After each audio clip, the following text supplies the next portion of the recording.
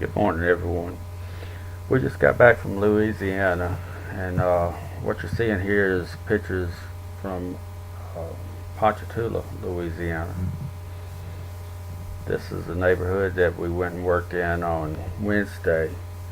Uh, we have get uh, some friends of our son uh, get some of his belongings to a storage that was salvageable, and worked in his house.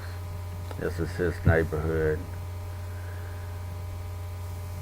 They got approximately 4 foot of water into this neighborhood. There was 25 homes affected in this particular one that we were in, I believe. This is another one, neighborhood right down the road, and then there was areas that were still flooded, that people were just trapped in, more or less. They had boats going in and out of those areas. From there, on Thursday, we went to Denhan Springs, and one of the things I wanted to talk about was these people in none of these areas have seen any assistance whatsoever. The National Guard was not there. Salvation Army, Red Cross, we've not seen any of them. People in the area in both Denhan Springs and in Ponchatoula have been providing for each other. There are people in churches, groups, individuals that are cooking and going out into these neighborhoods and delivering plate lunches, water that they're purchasing and taking out to these people.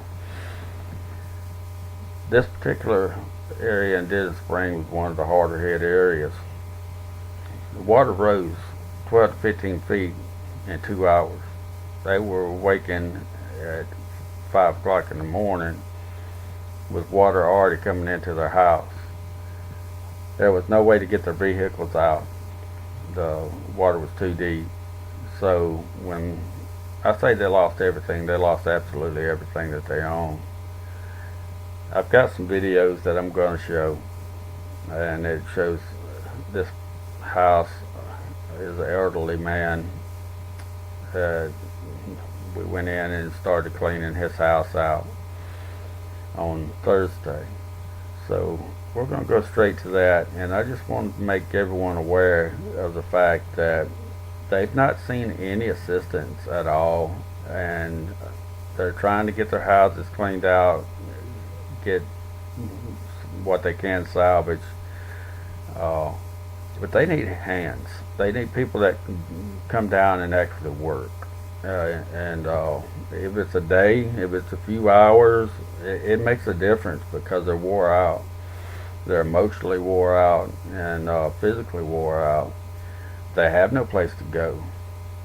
And when these people were brought out, and we have to give a shout out to the Raging Cajun Navy, that just a bunch of volunteers that got together. They were actually turned away by the National Guard, and they told them to pretty much shove it. They went into a different area and got in and got these people out. If it hadn't been for them, these people would have drowned. And I don't know, up and down I-10, I've seen a lot of National Guard vehicles, but in the Denhan Springs area that we were in, where the flood was really hit hard, where the houses went completely under, they have not seen them, and they've not seen anyone else either. It's neighbor helping neighbor. That's who saved these people's lives. And they were brought out by boat. The currents were so strong that it was washing these boats up into the trees. They had a tough time. A lot of people lost what little belongings they got onto the boat, because they were having to hold on to their kids or their animals, and their belongings got washed overboard. The current was just sweeping these and I'm talking about boats with 150, 200 horsepower motors on them. They were having a tough time getting out. So there was no swimming out for them. They had no choice in what happened. They were either going to be boated out or they would end up drowning. Once they were out, they were carried. There were volunteers with 18-wheelers that were just flatbeds that were carrying them out from there, and then the National Guard was called in by the law enforcement, and were just they ended up coming in at that point and was trucking them out. They got them into shelters, and then from there the shelter started flooding, multiple shelters. So these areas, these people were then displaced to a different area. So there was a lot of confusion going on. People didn't know where each other were. Families were split apart, and they've gotten back together now, but it was a traumatic experience for everyone. So I'm going to go ahead and show you some videos that I took. We did more working than we did taking media, so I didn't get a lot of footage on this, but I'll go ahead and let this play.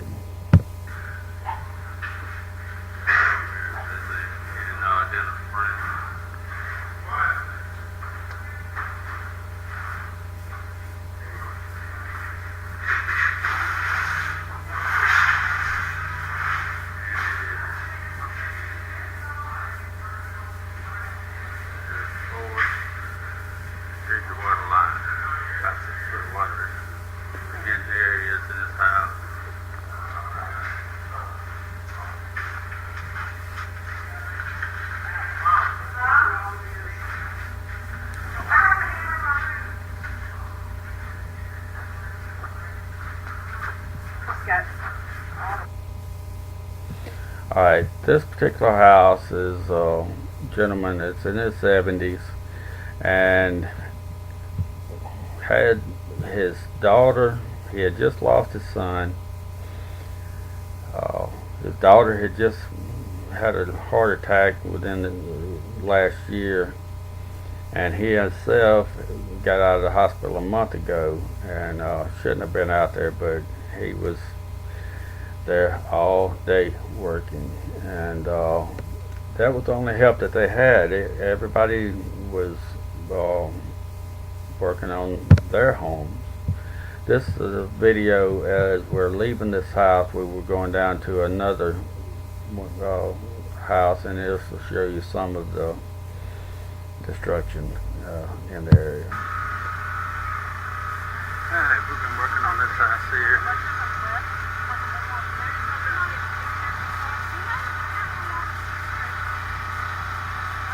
Started on it. We gotta get the walls and all. This is Denhan Springs. This is the area that was hit hardest. And as you can see, there is no help.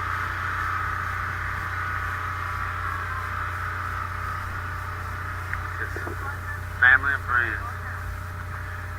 So if you can get over here, it's not hard to find the area where people are needed. They need help just getting their houses cleared out, getting them gutted.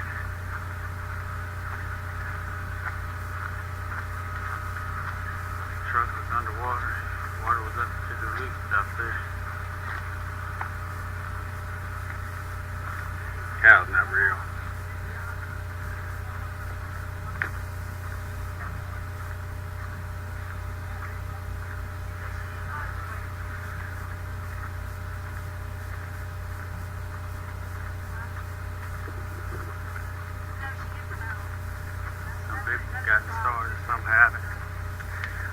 People are elderly, they have nobody to come and help.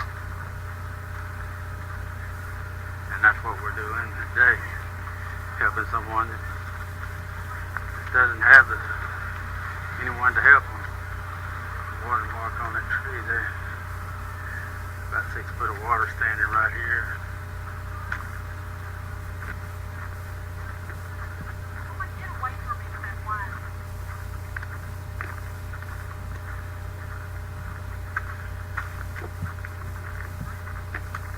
This is Denhan Springs, Louisiana.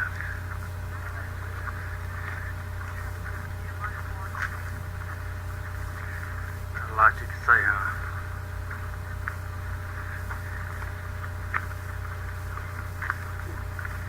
Took that fence up.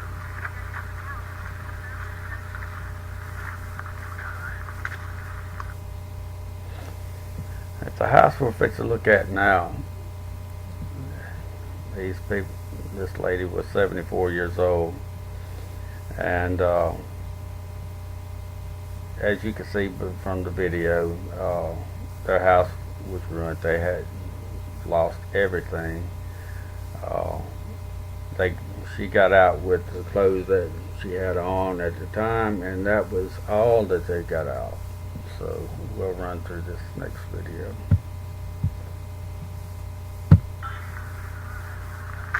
Alright everybody, I want to give y'all a little bit of taste of what happened. Water came up so quick.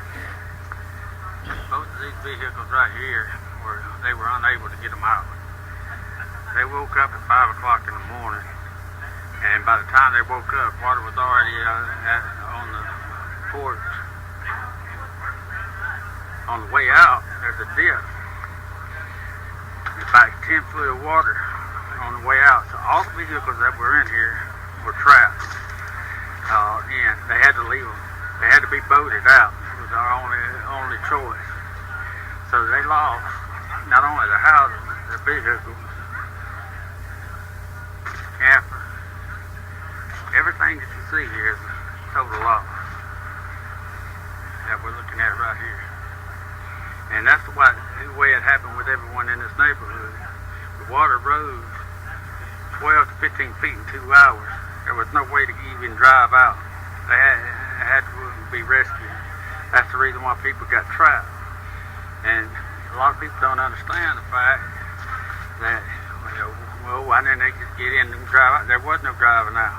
Their vehicles were already underwater at the time that they woke up to it. So I just want to give a little picture of what it was like here. It was, where I'm standing at, I'd be over my head when the water came up. And this is why there's such a major destruction here. And this is Denhan Springs, Louisiana. One of the harder hit areas that was affected. Alright. Now, I did not take video of these people. They had gone through enough, and it was heartbreaking. Everyone was in tears.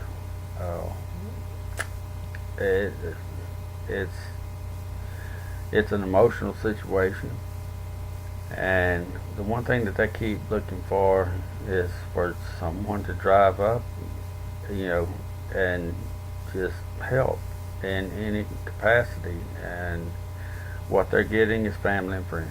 That's all they're getting. And they've got a lot of work to do on this particular house. All the floors will have to be ripped out. It was a hardwood floor, beautiful home. They had 4 freezers full of meat, which had already spoiled. That was the primary goal at this time, was to get them out. And they're dealing with insurance. The ones that do have it, FEMA's telling them they can't do this. They have to do things in a certain way. So they're working within their boundaries at the time. FEMA had showed up to Walker, Louisiana yesterday, and was set up to where people could come in. But there's still people trapped. As of yesterday, we had found out there was a family that had I think 8-month-old baby that had not had, it was lactose intolerant and had not had any milk, and it may have been not been 8 months, but had not had any milk. So we got that to them yesterday, but it had to be boated in. Their roads were still underwater, and as the water drains off from here, it's going south and flooding areas down there. So there's still people being affected. We found out they found 2 more people yesterday that had drowned. The death toll is still rising, and as I said, these people need hands. They need warm bodies. If you're able to get to them, they need food, they need water, they need clothing, just whatever in supplies that you could bring. But they really need people that come down and spend a day or 2 working with them, because it's a lot of work trying to get all this furnishing and floors ripped up, just so the house can start drying out, and then they can come back in after they get done with the insurance or FEMA, and start rebuilding. This is going to be a long-term situation for them guys. So any help that can be provided, they're very much so welcoming, and there's not a home down there that doesn't need it. So I just wanted to put this video out, let everyone be aware of the extent of the damage and the fact that no one is out there helping. All these National Guard vehicles are sitting up on the interstate. They're not in the neighborhoods. This is very widespread, and there's a lot of rural areas that have not seen anyone. And cell service is just now starting to come up in some areas. This particular area we were in had no cell service, so there was still no contact. They have no idea what's going on around them because they're not getting any news. No TV. Even the ones that didn't flood, they had no cable. And one of the things I do want to do, give a shout out to Verizon, because AT&T was down and Verizon was bouncing off of AT&T's towers providing cell service to these people. So the ones that were in areas that could get cell service, that's the way they were getting it. A lot of good things going on down there. A lot of people taking time off from work to help. Others that can't, they're in the afternoons when they get off work, they're heading out and helping people. But there are people down there that have no help. There's a lot of elderly that have no help coming, and that was our goal, to try to help these people. We'll be hopefully going back in and helping some more. I'll get some more video during that time, but I'll leave a link in the description where you can contact me. I can get you into these areas, and but as I said, it's not hard to find. You can go down and ask anyone. You can stop anywhere, and these affected areas are in need of some warm bodies right now. So God bless y'all, each and every one of you. Y'all pray for these people, and we'll get back to you as soon as we can.